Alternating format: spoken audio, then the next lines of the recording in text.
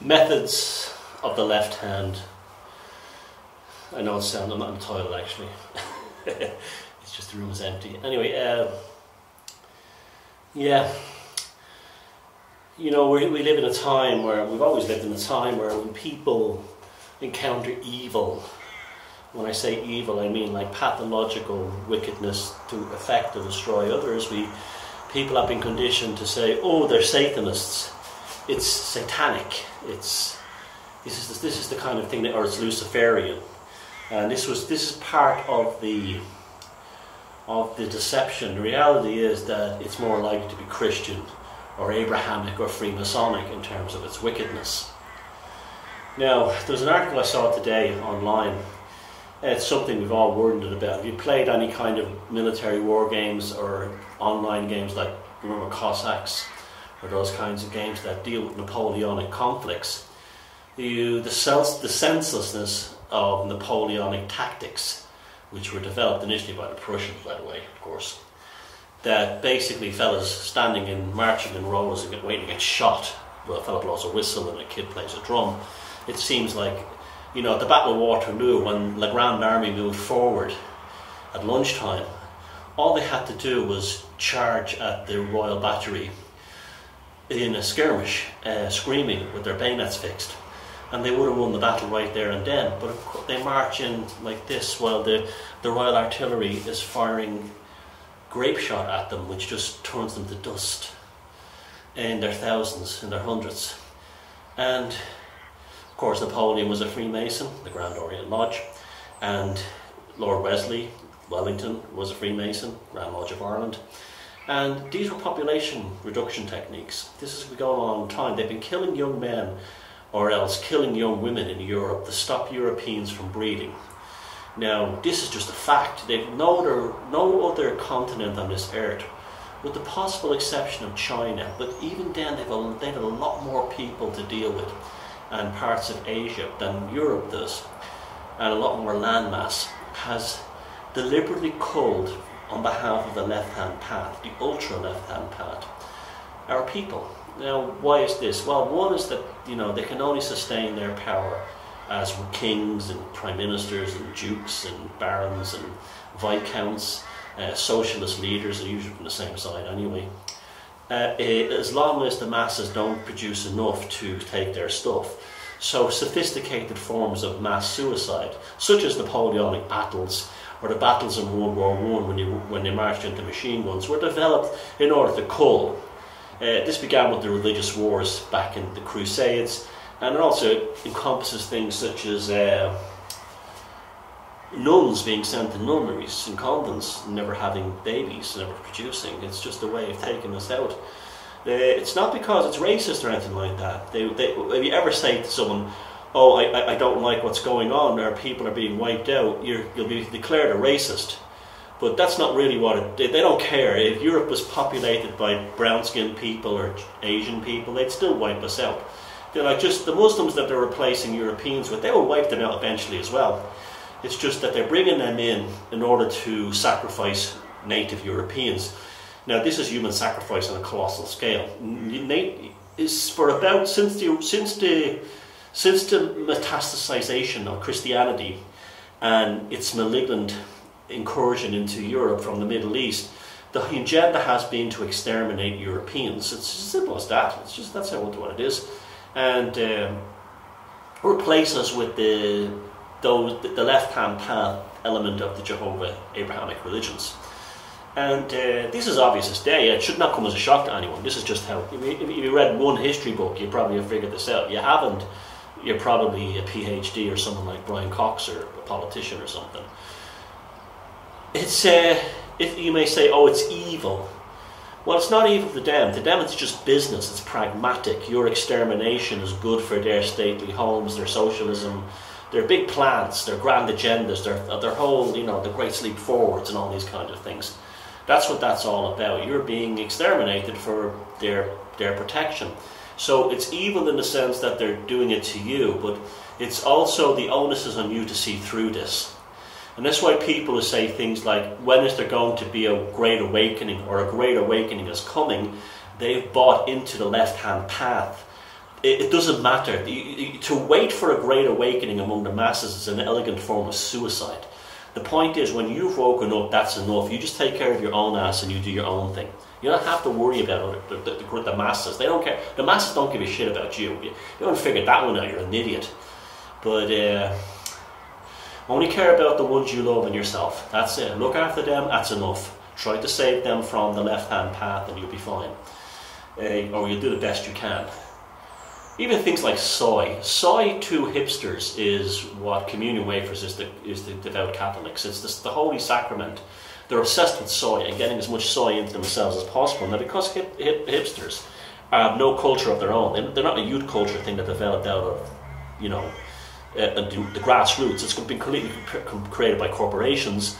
They are falling into this belief that everything has to have soy in it, because soy makes them less aggressive, less racist and stuff like that. It's a chemical castration at the end of the day. I mean, that's all it is. You know, you see them on YouTube all the time. They fantasy talk voices like this, and they bald early, and they have high estrogen levels and stuff like that. They don't have deep voices like me, which is a normal man, you know, this kind of thing. And you can always tell by the voice. The voice is the giveaway. Now, unless they've had an injury or something. But the voice is the giveaway. The sound of the voice, you can tell, you know, if you're dealing with a man or a woman. No matter how, you know, even if you give them sex change drugs, a man's vocal cords will still resonate inside a woman like a man, you know, transgender, and vice versa. It doesn't change. The depth is still there in the male tonal vocal cords, the way they're constructed. And also in groups like Africans, the deeper voices that go down. And because African males have higher levels of testosterone than European males, and all that has to do with their diet. They still eat things like blood and meat and things like that. They don't have soy down there, but I'm sure Bill Gates and the rest of them will change all that. And then this is it. This is, you know, you go, we're going to have a revolution and we're going to rise up against them. That's not going to happen, buddies. It's not going to happen. The only thing you can do is take no contact ever again, literally, and incorporate it into every aspect of your life. So, for instance, right now we have a situation in Syria where they're all losing their minds, World War III, and the media is feeding this for, you know, maybe because they think Trump, they're doing you see, they couldn't prove that Trump was a Russian collusionist because he's now gone after Russia in Syria, so they have to say he's now a madman starting World War III, and this kind of thing. And you know, don't watch the TV. I just posted one or two things on Facebook about it. Just ignore it. It's bullshit. It's you know, don't. But I can see that people who claim to be awake, they become consumed by it. Everything, you know, and don't, you know, the likes of Alex Jones and all these types, they're consuming you with it as well. Don't, you know, it's not that you should stay away from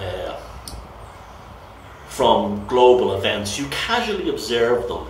In the same way, if you were living in the wild, you would take note of your immediate environment around you, and then you know where you stand. It's the same thing with the media.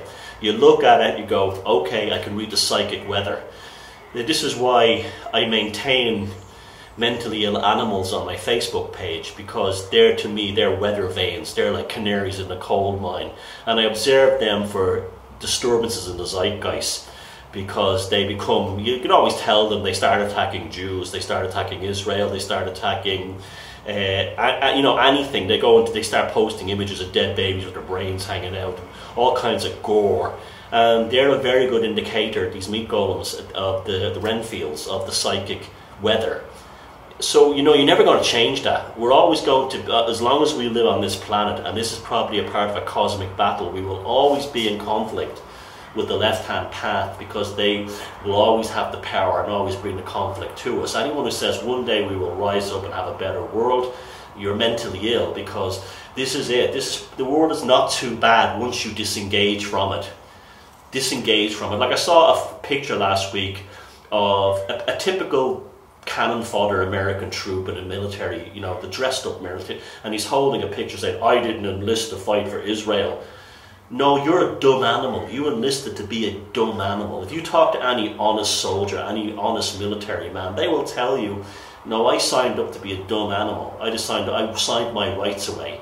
And my duty is to serve whoever I'm told to serve, and that's fair. They're actually honest people. Like, you respect them. They know what they've done. They know what they're up against. The ones who then join the military, sign their life away, and then develop a philosophical idea of who they shouldn't fight for. Well, they're idiots because they shouldn't join the military to begin with. You become a fighting man or woman. You fight when they tell you to fight. They're the only ones you respect. Of course, you don't do things against your conscience like kill innocent civilians. But then you're not. Then you're just a murderer.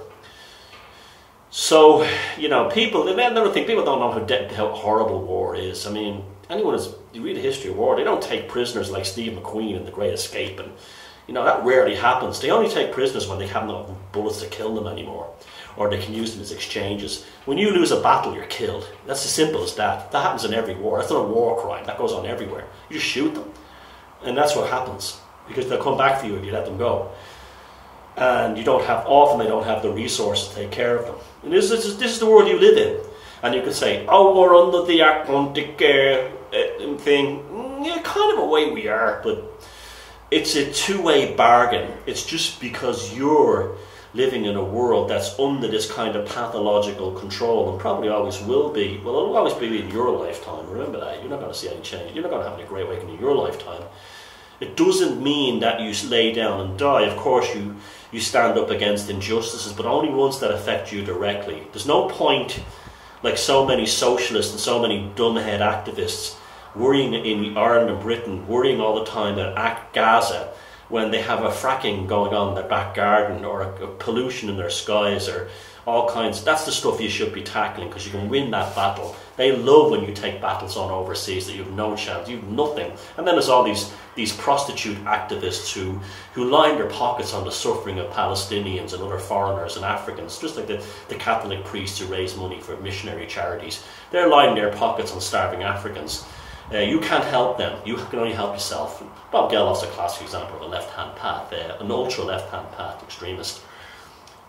So there you go. You live in a world that's actually beautiful and it's wonderful, but a lot of it, the misery in your life is self-inflicted. A lot of the misery in your life is because the ultra left-hand path brothers and sisters, well, they're all nearly all men, so I just say brothers for now, have conditioned you to believe that you can have an idealistic world and all you have to do is follow a method, a plan, a program, or a politician. So, like, the reason I supported Trump and wanted him to win is obvious. I didn't want that maniac Hillary Clinton in. And it was a beautiful moment when she was robbed of what she believed was her destiny. You can't have a psychopathic serial killer in that much power.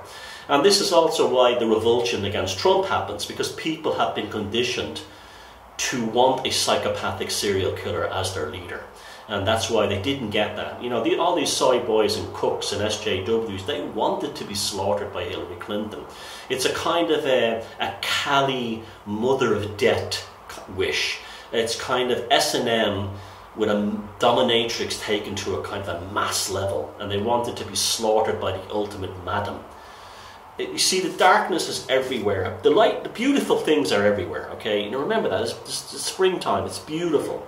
This is what you should concentrate on. Creativity, looking after the ones you love, and not letting the left-hand path ultra-extremists take you to places and realms within your cognition and your psychology and your consciousness where you don't deserve to go. If you're right now watching Alex Jones and you're fired up about geopolitical issues right now while the flowers are blooming, maybe. Now, I'm not judging you as a person. If you're genuinely interested in that stuff, that's a different thing. If you feel you can do something, that's one thing. But you sitting at home have no real power unless you have a media organisation or something like that. Go out and plant a garden. Go out and enjoy nature. Take care of your loved ones. But don't ever let the left-hand path, don't ever let them into your consciousness to believe that the ideal world that they have for you, if you do what they say, will manifest. There is no, let me tell you what utopia is. Utopia is you spending your life surrounded by the people and the things you love and embarking on a path of creation that makes your life and the world a little better. You cannot play on their chessboard because you'll always be a black or a white pawn. Get off the chessboard.